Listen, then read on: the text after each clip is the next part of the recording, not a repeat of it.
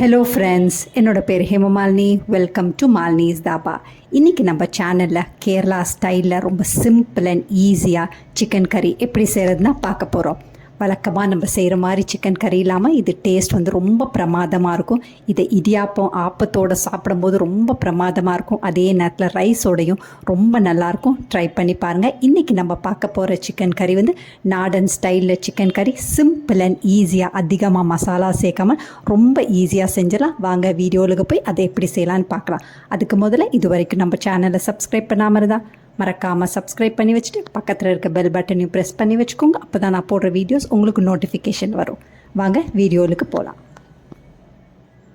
இன்றைக்கி கேரளா ரெசிபினால் கண்டிப்பாக நம்ம தேங்காய் எண்ணெய் தான் சேர்க்கணும். அதுக்கு நான் பெரிய கடாய் அடுப்பில் வச்சுருக்கேன். இதில் 4லேருந்து 5 டேபிள் ஸ்பூன் அளவுக்கு தேங்காய் எண்ணெய் சேர்த்துக்கோங்க. தேங்காய் எண்ணெய் நல்லா சூடானோன்னு 10 பல் பூண்டு, சின்ன துண்டு இஞ்சி, 2 பச்சை மிளகா நல்லா இடித்து போட்டு வச்சுருக்கேன். அதை இப்போ சேர்த்துக்கலாம். அதையும் சேர்த்து கைவிடாமல் 2 நிமிஷம் நல்லா வதக்கி விட்டுக்கோங்க. அதோட பச்சை மணம் போகிற வரைக்கும் நல்லா வதக்கி விட்டுக்கோங்க. இந்த அளவுக்கு நிறம் மாறி அதோட பச்சை மணம் போன பிறகு நான் 2 பெரிய வெங்காயத்தை நல்லா நீட்டாக வெட்டி வச்சுருக்கேன். அதை இப்போ சேர்த்துக்கலாம்.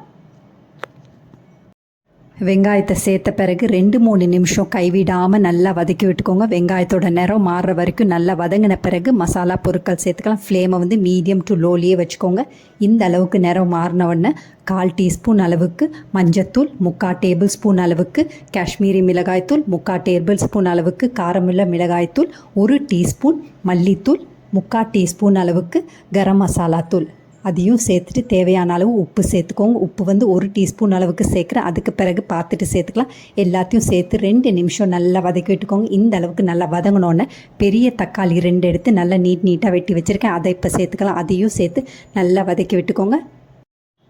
தக்காளி இந்த அளவுக்கு நல்லா வதங்கினோன்னே மூடியை போட்டு 2-3 நிமிஷம் நல்லா வேகட்டும். மசாலாவோட பச்சை மணமும் போகணும். அதே நேரத்தில் தக்காளியும் நல்லா வெந்து வரணும். இன்னும் இப்போ பாருங்கள், தக்காளியும் நல்லா வெந்து வந்திருக்கு. அதே நேரத்தில் மசாலாவோட பச்சை மணமும் போயிருக்கு. இப்போ நான் ஏற்கனவே 1/2 கிலோ கோழியை வாங்கி நல்லா சுத்தம் படுத்தி எடுத்து வச்சுருக்கேன். அதை இப்போ சேர்த்துக்கலாம். கோழி துண்டுகளை சேர்த்த பிறகு கைவிடாமல் 2-3 நிமிஷம் நல்லா கலந்து விட்டுக்கோங்க. மசாலா எல்லா பக்கமும் படுற மாதிரி நல்லா கலந்து விட்டுக்கோங்க. அதுக்கு பிறகு மூடியை போட்டு 12லேருந்து 15 நிமிஷம் லோ ஃப்ளேமில் வேகட்டும். தண்ணி எதுவும் சேர்க்கக்கூடாது. கோழியில் இருக்க தண்ணியே நல்லா ரிலீஸ் ஆகி அதிலேயே நல்லா வெந்து வரட்டும். இப்போ மூடியை திறந்து பார்த்துடலாம். 15 நிமிஷத்துக்கு பிறகு பாருங்கள், கோழி நல்லா வெந்து வந்திருக்கு. தண்ணியெல்லாம் நல்லா ரிலீஸ் ஆகி அந்த தண்ணியிலேயே கோழி பீசஸ் வந்து நல்லா வெந்து வந்திருக்கு. இப்போ நல்லா கலந்து விட்டுக்கோங்க. இப்போ 1/2 கப்பிலேருந்து 1 கப் அளவுக்கு சுடு தண்ணியாக சேர்த்துக்கோங்க. பச்சை தண்ணி சேர்க்கக்கூடாது. சுடு தண்ணியாக சேர்த்து மறுபடியும் நல்லா கலந்து விட்டுக்கோங்க. தேவையான அளவு உப்பு சேர்த்துக்கோங்க.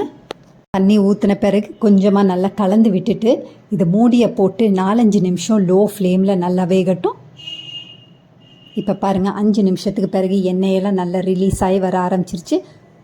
ரொம்ப நல்ல கமகமான ரொம்ப அருமையாக நாடன் ஸ்டைலில் சிக்கன் கறி வந்து ரெடி ஆகிடுச்சு. இந்த சிக்கன் கறியை இன்னும் நல்ல சுவை ஊட்டுறதுக்காக 2 பச்சை மிளகாவை நல்லா நீட்டாக வெட்டி போட்டு சேர்த்துக்கோங்க. அதோட கொஞ்சமாக ஃப்ரெஷ்ஷான கருவேப்பிலை சேர்த்துக்கோங்க.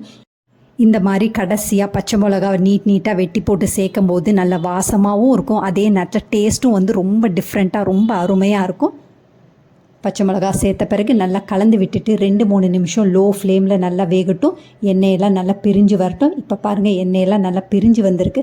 மறுபடியும் நல்லா கலந்து விட்டுட்டு நம்ம பரிமாறிடலாம். ரொம்ப அருமையான கேரளா ஸ்டைலில் நாடன் சிக்கன் கறி ரொம்ப சிம்பிள் அண்ட் ஈஸியாக வீட்டில் ரொம்ப அருமையாக ரெடி பண்ணிடலாம். இதே மாதிரி அளவுகளோடு நீங்களும் இந்த சிக்கன் கறியை செஞ்சு பார்த்துட்டு எப்படி இருக்குன்னு கமெண்ட் பண்ணுங்கள். பிடிச்சிருந்தா இந்த ரெசிபியை உங்கள் ஃபேமிலி ஃப்ரெண்ட்ஸோடு ஷேர் பண்ணுங்கள், லைக் பண்ணுங்கள், சேவ் பண்ணி வச்சுக்கோங்க. இந்த மாதிரி கேரளா ஸ்டைல் ரெசிபீஸ் வேணும்னாலும் மறக்காமல் நம்ம சேனலை சப்ஸ்கிரைப் பண்ணி வச்சுக்கோங்க. பாருங்கள், ரொம்ப அருமையாக ரொம்ப சிம்பிள் அண்ட் ஈஸியாக கேரளா ஸ்டைலில் ஒரு சிக்கன் கறி ரெடி பண்ணிட்டோம். இதை நீங்கள் ஒரு தடவை செஞ்சிங்கன்னா அடிக்கடி செய்ய ஆரம்பிச்சிடுங்க.